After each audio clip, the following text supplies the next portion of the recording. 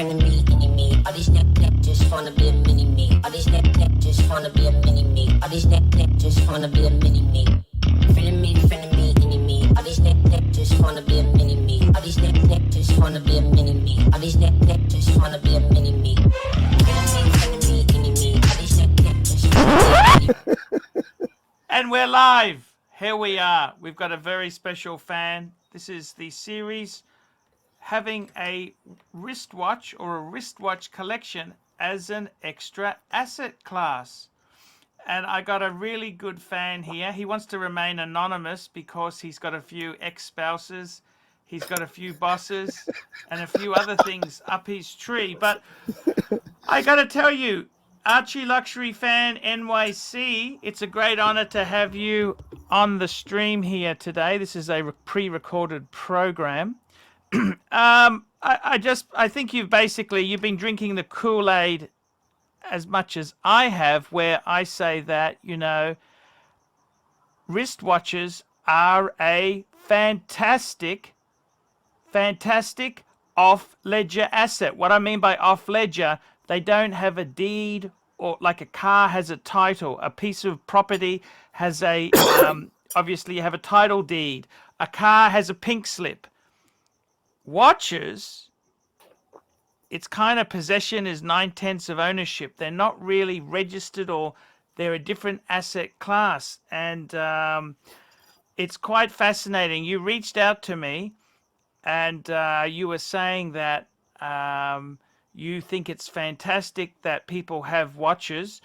I've been spruiking this for years. Let me tell you 5 points about watches as an asset class. Number one, it's an international hedge. If one currency goes down, say the euro goes down, it's an international commodity, which is, it doesn't go down with one currency. Number two, wristwatches are a collectible, which is highly transportable, in the sense that motor vehicles, artworks, vintage books, wine, it's all difficult to store and to transport. Watches, very, very okay, the boxes are big, but the basic watch and the paperwork can very easily be transported. The third thing is they can't be seized. If you've got a motor car or a property, someone can put a lien on it. They can't really do that against a watch. It's a different type of asset class. The fourth thing is, if you want to, for whatever reason, if you want to be anonymous, okay? And that's your right as a consumer in this economy. If you want to keep every dollar you've made from day one in banknotes, that's your choice. Watches is also, it's an anonymous type of asset. It's not recorded anywhere that you own all these things, except for, say, maybe your insurance, but it's not recorded against your taxes that you've got these watches. It's a very, very discreet form of asset class. And finally, the thing about watches is, if you need to get the fike out of town, you need to get out of the country, say you're getting sued, or the IRS, or if you are just gone bad, you can put them into a briefcase, jump on a plane. Well, actually, this is pre-COVID. Get the fike out of town and start a new life. Tell me what you think of those 5 doctrines of this asset class. Tell me. So, Archie, honor is all mine. Thank you so much for engaging with me on my email and agreeing to take this video call. Thank you so much. So on those 5 points, I think you're right on the money, right? Number one thing is if you buy timepieces carefully and under the guidance of the pontiff, and I mean it by that, you're not going to lose money. Just like what they say in real estate, you have to buy in location. When it comes to timepieces, it's the brand, and within the brand, it's those coveted pieces. Granted, there is some kind of emotion, connection to the timepieces from different brands you want to buy, but you've got to be very careful. Just like when you buy a car, you want to buy a car that's going to last you a long time. I drive a very old car, 2004 Ford Explorer that has, it's one owner, just me. I bought it at 0% finance APR, 6 years, made those monthly payments, and it's 190,000 miles. So you can figure out the math in kilometers, and it's still running good, right? So that allows me to, reallocate the money on the timepieces. So I've been watching your channel, Archie, for about 2 years. And I have to be very honest with you, just like how you put it. You have helped me from making extremely bad decisions in terms of getting lured into these very flashy, pieces that you lose 50% value immediately you walk out of the door, even though if there may be a Trilogy brand or Holy Trinity brand, or even if the Rolex, some pieces you could lose money. But I've consistently heard you say in your live stream and in your paid reviews, steel stunners, Rolex, literally there's only 15 or 16 different models within the Rolex, the steel stunners. If you want to be a collector, just pick one at a time. Be a value shopper, as you put it. Don't hurry, in this collecting game. Take your time. If you want to invest time with the 80, that's fine. If you want to buy in gray market, that's fine. But make sure you do your shop comparison like you would do as a value shopper if you were to buy a car or a house or even jewelry for your wife. You have to be very, very careful. Take your time and listen to the pontiff, what to buy, what not to buy, and you will always be liquid. You will always enjoy your timepiece, and you will never lose money. Tell me this, give me top five watches. If somebody was new, they say, okay, you know what? I'd like to put a bit of an extra asset class away. One thing I've always said, just before I get to that point, if you needed to get out of America, say you went to any country in the world and you had a block of bullion, a 1 kilo block of bullion, which really isn't, it's probably what, 50, 60,000 US dollars for a block of 1 kilo bar, right? Depending on the purity, right? Yeah, it's about 65. Yeah. It's not ridiculous, mate. It's not $1 million. Right. Right? Right. Can you imagine the ding, ding, ding, ding, ding, ding, ding, ding, as soon as you went through customs of a new country, if you had a 1 kilo bar of gold, what would happen? You'd get money stopped. Laundering. Where did it come from? Blah blah blah blah blah blah blah blah blah blah blah. Right. Absolutely. You would get the 3rd degree. What are you doing? You would have to. But if you walked through customs with say a gold Patek or a gold Submariner on your wrist, right? No problem. Nobody's going to stop you. Right. Put it in your pocket, in fact, so that you don't get unwanted attention. Tell me 5 top watches. What do you think is better? This is where it gets interesting. Are you better to have like one gold, like for example, a gold date 840, or would you prefer to have steel Submariner, steel Explorer, steel Milk, just a couple simpler? What do you think is better? Or it doesn't matter. Just get the watches. Yeah, I think the answer is yes to both, and I think it depends on what stages of life you are in, and what your financial situation is. If you are a one and done person, I love the terminology you use in these things. Yes. Then perhaps a date, date 40, and especially if you are 50 plus individual. You kind of wear that watch to go to go to your social gatherings or events and have one beater at the home and one nice watch in the safe. That's perfectly great strategy. So literally you have, if you count those, one Speedmaster or one, a value diver and a day-date gold, that's literally about 50, 60 grand, for a lot of average, Americans or Western world people. That's 10% of your asset, of your net worth. And that's a good strategy, I think. Tell me this. Let's talk some numbers, okay? Let's talk some turkey here. How much money? Okay, you're going to remain anonymous, but Yep. let's just do this hypothetically. It doesn't have to be exact dollar. Sure. How much are you worth? I would say.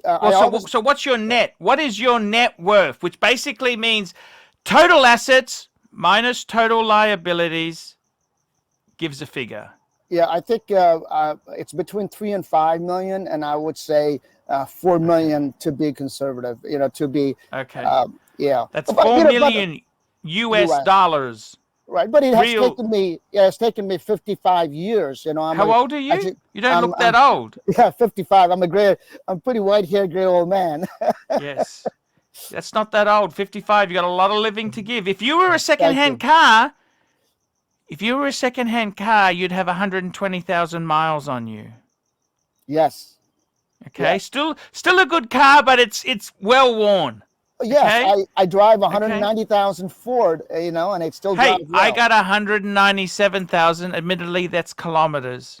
I got a Honda Civic, right? Yeah. And I totally. So you're worth $4 million.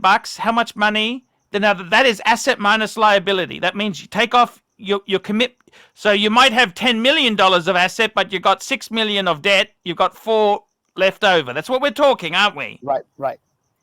We just got to make sure because there's a lot of people there that are not quite that. So that includes your 401ks. Right. That includes slaves. Any slaves you've got there? No. We fought against those. My grandfather. And you've got your wife in there too? Yes, my wife. Yeah, she's a liability. She's a liability. It's on the other side. Okay, jokes aside. So how much is your watch collection worth? The chrono.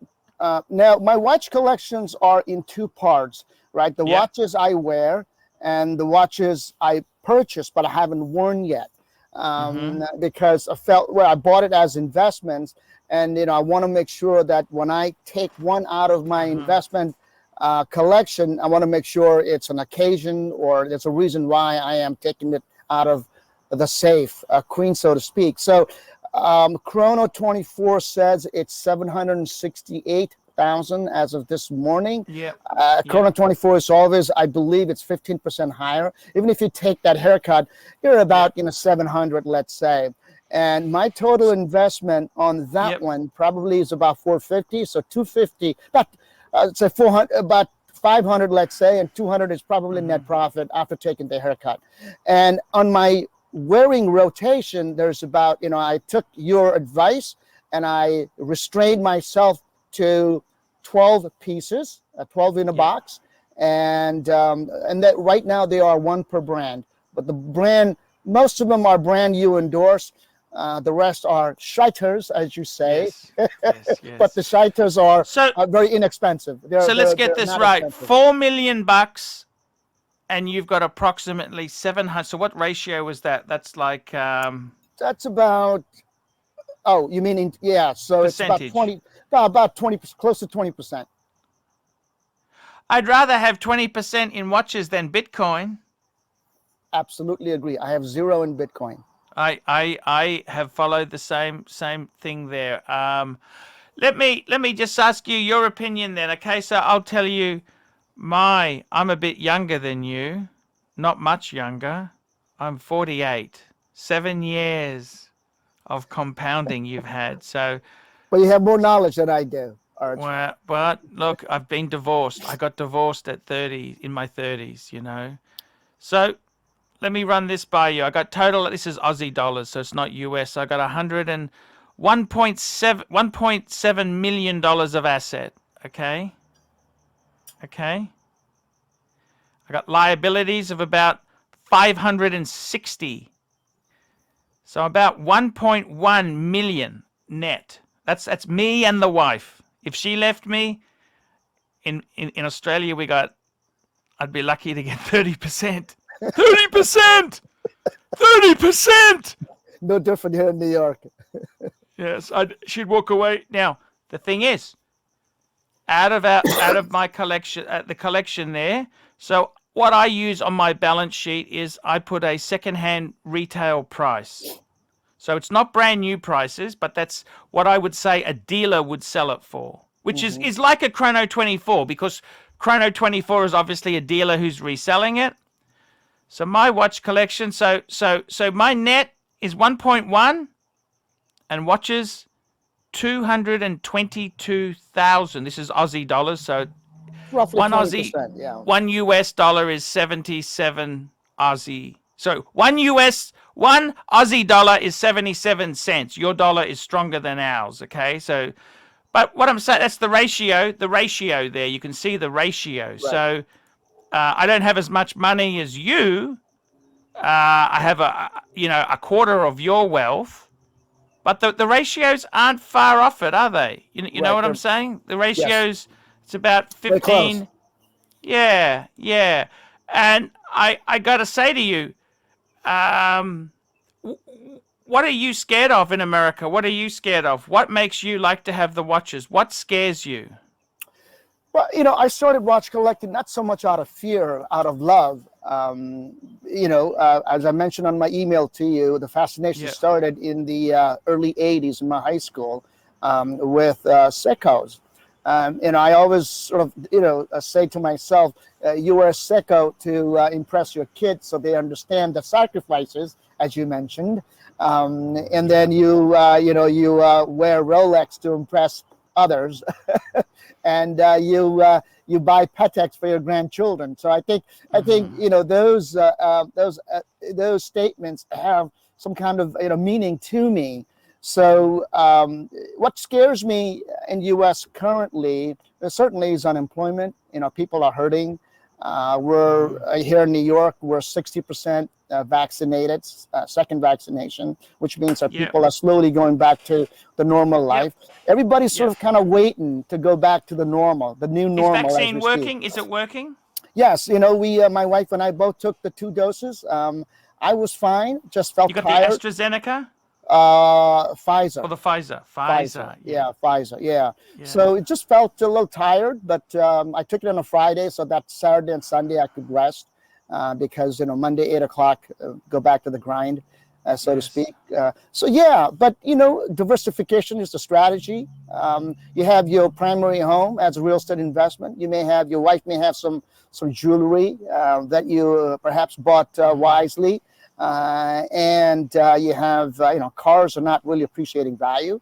That's where you can save money by driving old cars. And, you may have, certainly you should have 401k. That's pretty much for free money because of the tax system. And timepieces, listen to the pontiff, buy the ones that he recommends. And that would be no more than 20%, I think, unless you're a serious collector and you have more wealth, as your access, then it's fine. Then that would be fine. Yeah, no, I'm scared of other things. I'm scared of the fact that we could have the Chinese come along and take over, because they've bought most of the things here, and it's just about a matter of time before they come out. No, I think what could happen is, look, any country could go bad, right? I want to be able to get out of a country. Look, I'm my own worst enemy. Divorce. That's probably my biggest fear. Seriously, I'm not really scared of the Chinese. In fact, I quite like Chinese women. That could be part of my problem. Okay, I got to be honest with you. It's not that I want to cheat the wife in a divorce, but it's the situation that if things went bad, I can take my watches, jump on a plane, and work out what's fair while sipping a pina colada on the beach. sounds like fun. But I hope that Because day never comes, right?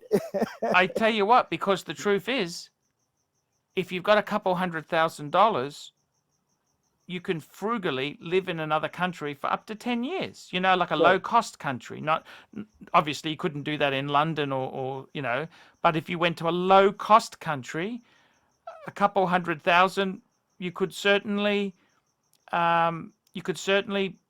eke out a new existence. You know what I mean? Yep. Yep. And Yep. I Absolutely. think my biggest fear is that, and who knows too, you could be sued. You could be sued, and property is something they can put a lien on. They can put the title gets, many things happen.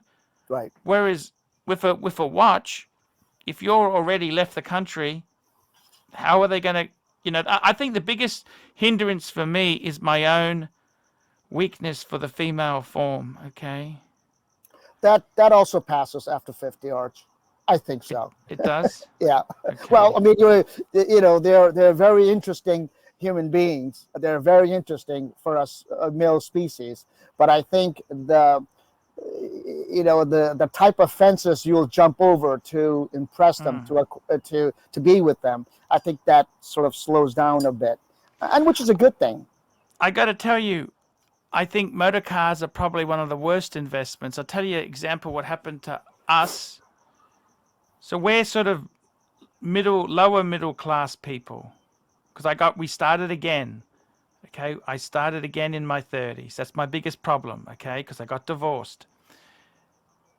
And then what happened was we had a Honda. We got the Honda on 0% APR, same deal. Through you guys at Citibank. Citibank had through the Honda. Citibank is a really nasty company. I asked them when I had a couple payments to go, can I just pay it out? They said, yes, sir, but there's a penalty. I said, this is a 0% APR. They said, this is the contract. You sign the contract. These are the terms. You stick to the terms or you pay the penalty. Very, very, even if I wanted to pay it out early, I have to pay a penalty. Can you believe that? Yeah. They took away they got away with. But that's okay. I just said, okay, I'll put the money into an account. I'll pay it monthly. No problems. No problems. I completely understand the rules. I understand. The thing is, because we had the Honda and it was paid off, we managed to get it a loan on an investment property. If I had had a fancy car, they would say that my borrowing capacity was already stretched. Exactly. It would kill it. Yep. So I got to be honest with you. I think cars really, there's a great saying, you should drive the car, the least expensive your car your ego can afford. Absolutely. That's a great saying. Yes. And I mean, a millionaire friend of mine said to me, a Mercedes-Benz doesn't make you rich.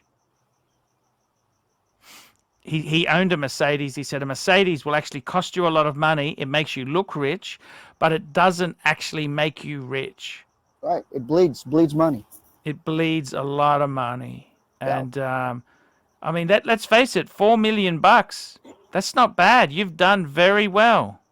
You've done well. Well, thank you, Archie. It has taken a long time, and you can always reflect on your life, and you can see how you could have done things better. Tell me this: do you think you will sell off later on? Okay, so you're 55. Okay, I say you're not much older than me. Okay, I'm 49 in October, so 6 years difference, right? Right. Mm-hmm. My kids aren't really into watches. Okay, and anyhow, even if they were, the reality is they got to make their own money. I can't just give them a free parachute. Nobody gave me a free parachute. Right. Same here. The thing is, would you actually start... The only negative with this thing is that if you don't know how to sell these things, you could get slaughtered by a dealer. Dealers lowball. Like, I don't know if my wife, if I died first, I don't know whether she would be that good at selling the collection off. Like, she'd go to a dealer. They're sharks. Right. The only negative is that you may not get the full price. Because I want full whack. Right. Would you, when you get later on, say 65, so 10 years, would you actually start selling a few off and say, right, now it's time to enjoy a bit? Or I suppose you've got the options. It's not about doing it. You've got the options. If you've got the options, you can decide later. You don't have to race around and do something. You know, selling asset, any investment asset, I mean, the watches that you wear and fall in love with and emotionally connect with, never sell it. Like you said, you know, like you always say, don't sell it. Those are your collection. You know, they give you happiness. Yes. And don't sell it. But if you purchase watches as a safe queen, as purely investment purposes, just like any other assets, you sell them when you need them. If you don't need them, why sell it? Don't try to time the market, right? Buy the pieces you connect with, be a value shopper, listen to the pontiff, only buy the pieces that he recommends. The piece you've made the most money, that's gone up the most. What is the best piece you've got? So there was a fully iced, factory iced Omega that I bought 6 years ago. That I thought my wife would like it, and she thought it was too flashy. She just never wanted to wear it. I bought it for about $12,000. Yeah. And you know, at that time, it was worth, the retail list was about $38. Now Chrono says it's brand new, never worn, full sticker boxes and papers. Chrono says it's worth, retails for $76. And on those pieces, you know, especially Omega, there are discounts. But I've seen Chrono ads for about $65. So I would say. What sort of Omega is that? What model Omega is that? Oh, it's a Constellation. Let me see if I can show you a picture of it. It'll take me a second here. And I don't know if it's going to show up nicely on this screen. Let's see if I can. It's a Constellation. Can you see that? Oh, okay. Gotcha. Solid gold Constellation. Gotcha. It's fully, it's a factory. It's all factory ice. See, I only bought my wife. She's got 2 Omega Constellations. They're both in steel. She likes. They were actually good buys. I got these for about five. They're only steel. They're not blinged. Yeah. Okay, they're not. But it's. No. I completely understand. I got to tell you, I'd like to interview you again. You're an interesting guy. I'd like to interview you again. Okay. As long as I can stay private, that's okay. Because I have a daily job. No, of course. So tell me this, does the wife share the fascination for watches or just you? Just me. In fact, it's a struggle to, you know, sometimes I have to kind of be sneaky about my acquisition. But, you know, the ones I wear, again, you know, my wearing collection is different than my investment collection. So how many watches have you got? So total, I mean, you know, on that 768,000 value Chrono showed, it has a JDM Seiko as well, all made in Japan Seiko. I've never worn them. Those were investment pieces. So right now I'm looking at 152. Of that, Rolexes are probably about 14. Tudor is about 15. Omegas are, and then Omega, you know, I've mentioned to you Omega JLC. You know, and it's a JLC is a duo reversal, just the ones you recommend. Tag Heuer is Monaco. Breitling is the icons, the iconic ones. Icons, exactly. I just listened to you and I purchased those ones in the last 2 years, these investment pieces. So yeah, it's 152. Of that, half are probably, I want to say 90 of them are Swiss horology, investment grade. The rest are JDM Seiko. Seiko JDMs are also investment grade, but just not great value. I completely. So do a show. We'll do and I'll talk to you a bit further. This is good introduction. And let's thank please, you. guys, Thank you. Appreciate it. Put comments below. I'm going to delay. I'm not going to release it straight away. I'm going to delete next week. I think we might even discuss what if you wanted to invest a bit. We'll talk what's some good now. Not that we're trying to sell. We're just pure advice. The punters there. Yep. And so look, it's great to see you. Well, you're doing well. You've achieving the American dream, and man, that's fantastic. I really enjoyed talking, and we will in the next one.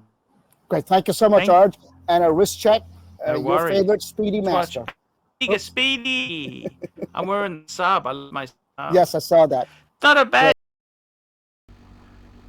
Hi guys, ArchieLuxury, and who do I recommend in America? In America, who do I recommend for quality pre-owned wristwatches? David SW, David SW, David SW. Go to davidsw.com. He is the best, the greatest pre-owned dealer in all of the United States of America. David SW, David SW, David SW. Like, subscribe, and tell your friends, and don't be afraid to get a paid review. $50 for a paid review. It helps me stay full-time on YouTube, and I will see you in the next one. $50 paid review. I can't survive on Google Ads. I need your support. And guys, you could also sponsor me on Patreon. Patreon allows you to pay as little as $1 a month to keep me on YouTube. Hey guys, ArchieLuxury. Who do I recommend for watches in Brisbane and Sydney? Vintage Watch Co. That's correct. Vintage Watch Co. in Brisbane Arcade in Brisbane and the Strand Arcade in Sydney. Vintage Watch Co. Brisbane and Sydney. Ronnie, I've known him since the late 90s. Ronnie is a top bloke. Luke is a great guy. Vintage Watch Co.